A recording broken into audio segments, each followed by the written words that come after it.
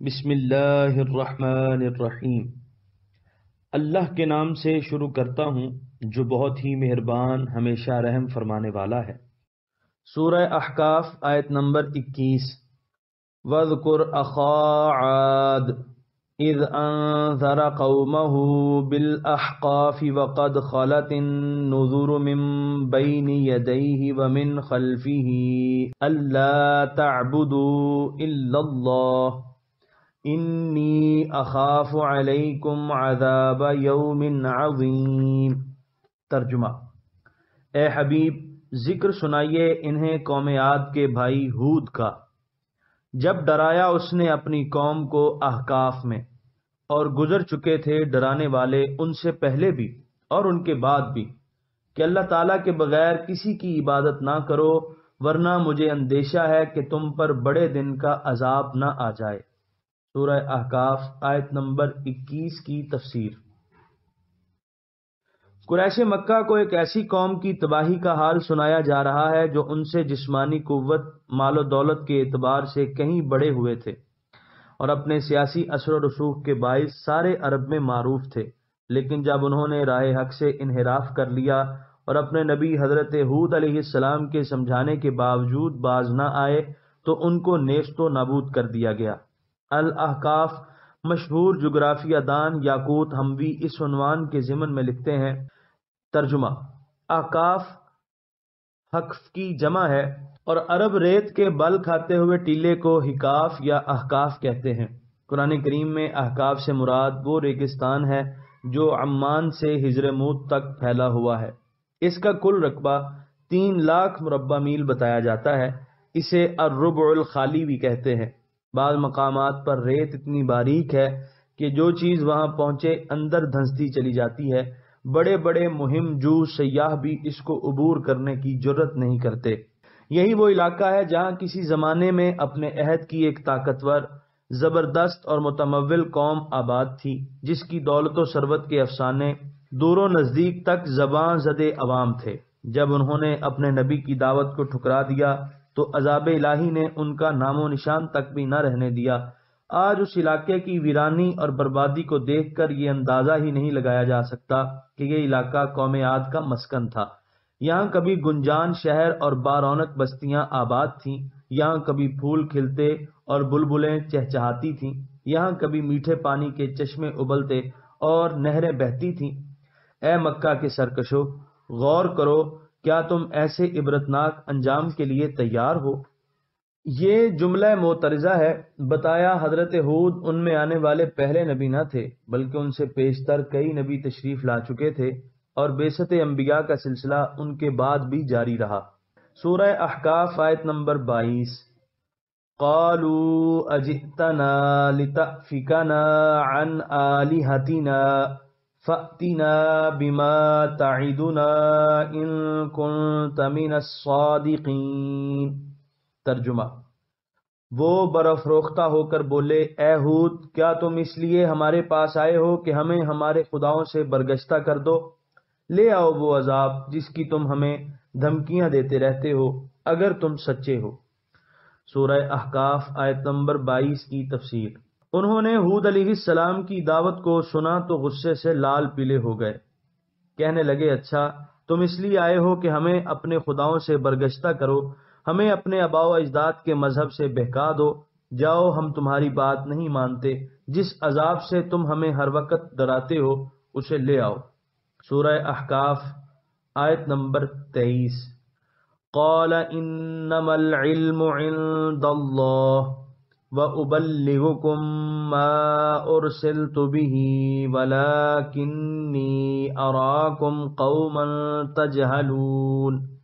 ترجمہ: ہود نے فرمایا کہ نزول عذاب کا علم تو اللہ کے پاس ہے، اور میں برابر پہنچا رہا ہوں تمہیں وہ پیغام جو میں دے کر بھیجا گیا ہوں، لیکن میں تمہیں دیکھتا ہوں کہ تم جاہل قوم ہو۔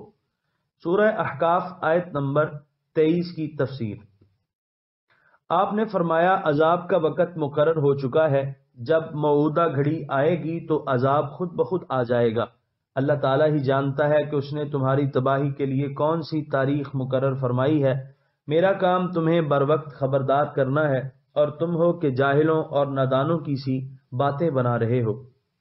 سورہ احقاف آیت نمبر 24۔ فَلَمَّا رَأَوْهُ عَارِضًا مُسْتَقْبِلَ أَوْدِيَتِهِمْ قَالُوا هَذَا عَارِضٌ مُمْطِرُنَا بَلْ هُوَ مَا اسْتَعْجَلْتُمْ بِهِ رِيحٌ فِيهَا عَذَابٌ أَلِيمٌ۔ ترجمہ: پس جب انہوں نے دیکھا عذاب کو بادل کی صورت میں کہ وہ ان کی وادیوں کی طرف آ رہا ہے تو بولے یہ بادل ہے ہم پر برسنے والا ہے۔ نہیں نہیں، بلکہ یہ تو وہ عذاب ہے جس کے لیے تم جلدی مچا رہے تھے۔ یہ تند ہوا ہے، اس میں دردناک عذاب ہے۔ سورہ احقاف آیت نمبر 24 کی تفسیر۔ جب مقررہ وقت آ پہنچا تو افق پر انہیں کالی گھٹا نظر آئی جو ان کی وادی کی طرف مستانہ وار بڑھتی چلی آ رہی تھی۔ اسے دیکھ کر وہ باغ باغ ہو گئے۔ لو بادل آیا، ابھی برسے گا، کوہ دمن سیراب ہو جائیں گے، ندیاں نالے اور وادیاں پانی سے لبریز ہو جائیں گی۔ نادانو، یہ بارش نہیں المناک عذاب ہے جو تند و تیز آندھی کی شکل میں نمودار ہو رہا ہے۔ چنانچہ 7 راتیں اور 8 دن مسلسل جھکڑ چلتا رہا۔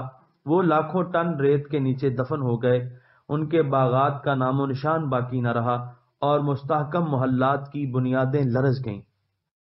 سورہ احقاف آیت نمبر 25۔ تُدَمِّرُ كُلَّ شَيْءٍ بِأَمْرِ رَبِّهَا فَأَصْبَحُوا لَا يُرَىٰ إِلَّا مَسَاكِنُهُمْ كَذَلِكَ نَجْزِي الْقَوْمَ الْمُجْرِمِينَ۔ ترجمہ: تہس نہس کر کے رکھ دے گی ہر چیز کو اپنے رب کے حکم سے، پس جب ان پر صبح ہوئی تو نہ دکھائی دی کوئی چیز بجز ان کے ویران مکانوں کے۔ اسی طرح ہم سزا دیتے ہیں مجرموں کو۔ سورہ احقاف آیت نمبر 26۔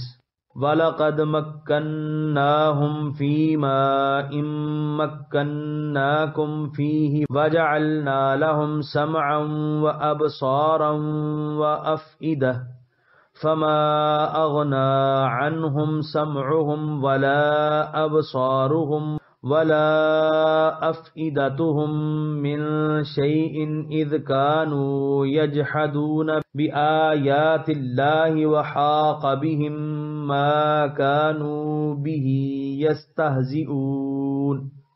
ترجمہ: اور ہم نے ان کو وہ قوت و طاقت بخشی تھی جو ہم نے تمہیں نہیں دی، اور ہم نے عطا کیے تھے انہیں کان، آنکھیں اور دل، لیکن ان کے کسی کام نہ آئے ان کے کان، نہ ان کی آنکھیں اور نہ ان کے دل، کیونکہ وہ انکار کیا کرتے تھے اللہ تعالیٰ کی آیتوں کا، اور احاطہ کر لیا ان کا اس عذاب نے جس کا وہ مذاق اڑایا کرتے تھے۔